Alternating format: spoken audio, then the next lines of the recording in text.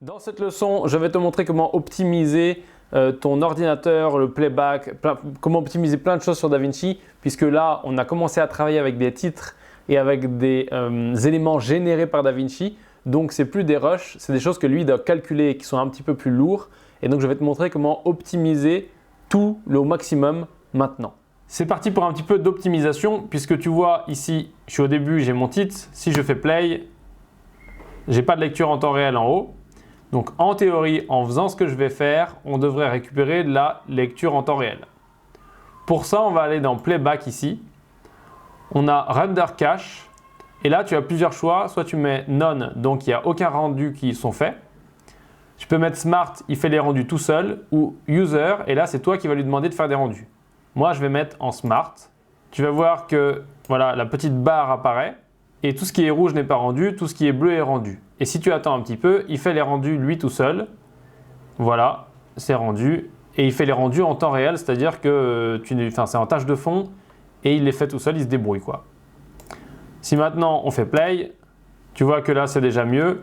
Alors maintenant, j'attire ton attention sur ce petit truc ici qui est rouge au début et qui passe vert après. Sur DaVinci, c'est toujours le cas, parce que ça met un peu de temps à se mettre à jour. Là, en apparence, on a réglé notre problème. Maintenant, on peut faire encore d'autres optimisations, dont certaines que j'ai déjà faites. Donc du coup, je vais te les montrer. Mais moi, elles sont déjà actives quand je te montre, genre je fais les démonstrations depuis le début. Je te montre où c'est, mais il y a d'autres optimisations à faire qui peuvent t'aider si ton ordinateur n'est pas assez puissant. Alors c'est la même chose, on va retourner dans Playback. On vérifie ici que les médias optimisés aient bien été activés. Comme ça, si on en a qui sont dispo, il les utilise. Ensuite, ici, il faut activer le Performance Mode.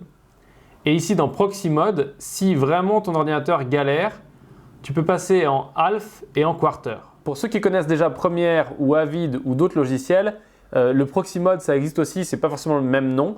Sur Premiere, par exemple, c'est quand tu fais du intégral, donc là, tu n'es pas en Proxy Mode, mais quand tu passes en 1/4, 1/8, 1/16 pour pouvoir avoir une résolution moins bonne en playback, mais du coup un playback en temps réel. Donc voilà, ça va être la même chose. Là, tu as le choix entre 1/2 et 1/4, donc half et quarter, et qui va te permettre d'avoir un aperçu qui sera dégradé. Donc tu auras plein de pixels de partout, ça va être moins beau, mais ce sera que pour l'aperçu et que pour le playback dans le logiciel. Quand tu feras ton export, tu n'auras pas plein de pixels de partout. Voilà, c'est juste, ça va te permettre de lire mieux et si ton ordinateur n'est pas assez puissant pour traiter les images que tu veux traiter. On a fini cette leçon, du coup on va passer à la leçon suivante. Qui est la leçon sur les graphismes. Parce que du coup, maintenant qu'on a optimisé, on peut mettre des graphismes. Et nos textes sont bien lus, nickel. C'est parti.